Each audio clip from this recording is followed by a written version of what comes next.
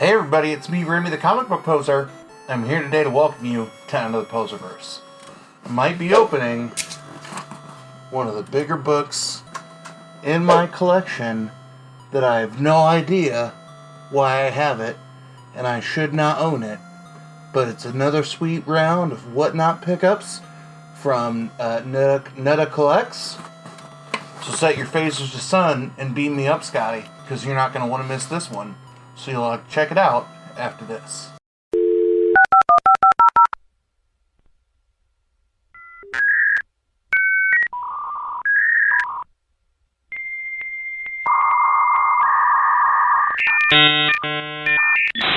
You've got mail. Alright, so I think, it's very easy to know that I have a Whatnot problem, that I buy on Whatnot more than I sell. I'm a sucker for mystery slabs, so when I check stuff out, I tend to go to a couple of the same sellers that I like to do some business with. So,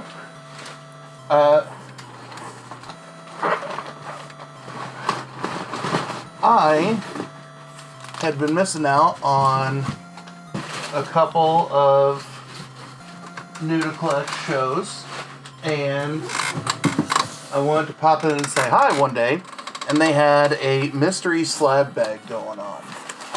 So I can't remember what the price they started them at, but the range was $60 to $500, with the average slab value being at $115. So, or $150. So I figured I like those odds. I'm ready to give it a go. And you'll see if you look at this, on all three of these slabs, I paid right around that $150 average point at $152, $143, and $114. So I can tell you, with one of the books that I hit, I know that I ended up coming out ahead. So after I won the huge book that's in here, on the stream, Knuta was like, you owe me a video on this one. I was like, everything's content. I will do a video on just about everything.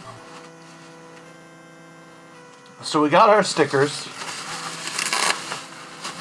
and I only remember what one of the three books are, and it's the book at the beginning that I should not have. I am not the right person for this to be in my collection, and when I see the book after I pop them out, I like how everything was bubble wrapped, and then we've got the slabs back in a plastic bag in a Gemini.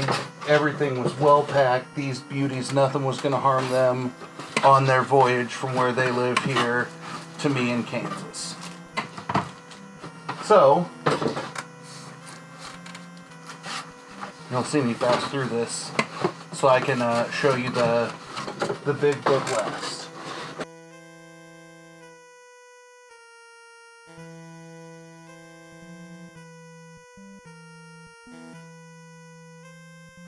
Two of them are in my wheelhouse, and then, like I said, the last one is you'll understand when you see it and go, why does he have that book? And I'll say, because it was a mystery. So, the first book I got was Superior Spider-Man number 1 in a CBCS 9/8. I like the cover. I also think there's a virgin version of this one that is pretty cool, but it's where's the who did the cover?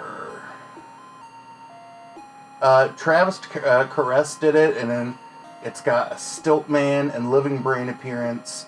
It's got a Terrax cameo, and then this is Legacy number 34 in the overall series. So as I'm picking up bits of my Spider-Man collection, that's a book that I'm excited to have. It's not a super mega key. There is a chance that when I hit my 1,250 subscribers, I'm doing a He-Man or a Masters of the Universe and a Spider-Man themed giveaway. So there is a chance that this slab could go there, but I can't remember where the value is on that book, but I think that might be one of the ones that's below the average of 150. Book number 2 is one that I'm in love with. It is Nice House on the Lake number 1, the first printing of the A cover. It's the origin of just the wild universe that Tynion has created. You know that we love this show, or this series on Shop Talk, that J1 is obsessed with it. I won a couple of the incentives a couple of the ratios in a pull box that I did with J1. I think that is off to get graded, and I think that's going to be closer to the average value, because I know that the first printing of cover A raw was around, I think I've sold it for like $30 to $40 when it was at its height, and I don't know where it is now, but I'll drop those values here.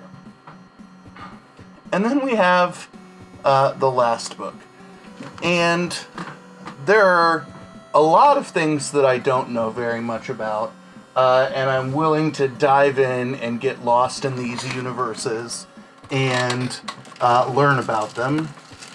And then there are a couple of universes that I'm just so overwhelmed by either the length of them or what has happened in them that I seize up and give up. And that's the case with the final book that I got. I think this was one of the biggest books they had on the night. I think that night they had a Spider-Man 300, so the black suit. They had I think they had a 361, the first Carnage. So, like, they had some bigger books that make sense in my collection. And when I hopped in, there was a book that people were looking for and excited about, and it was the first one that I pulled from my mystery box. I don't know very much about this series. I'll show you the back, because that won't clue you into what it is, or it might. I can tell you that I've watched the movies. I've tried to read some of the comic books based on it, and the novels based in it, and there are just too many characters for me to process in my dumb brain to know what's going on. But I've got this book, and I don't know what to do with it. So, if you're a big Star Wars fan, maybe I'll sell it to you, maybe I'll sit on it for a while and see if it keeps heating up. But I have a CBCS 8.5 Star Wars number 2 in a newsstand.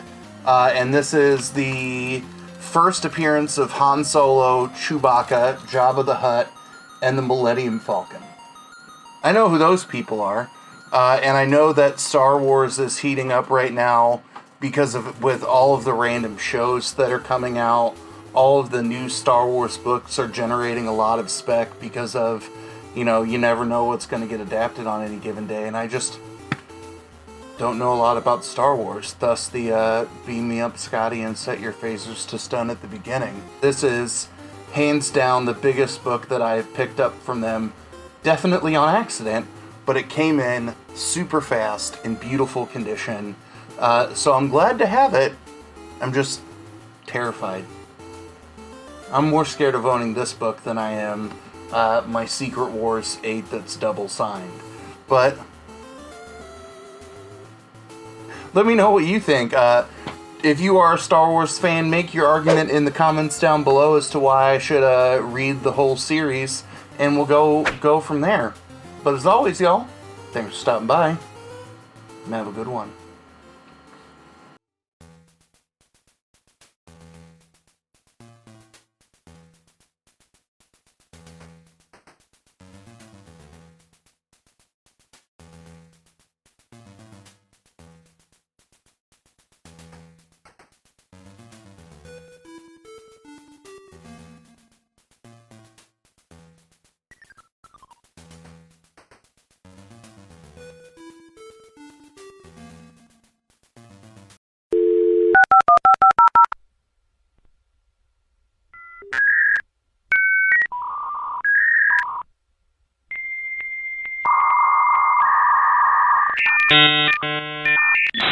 You've got mail.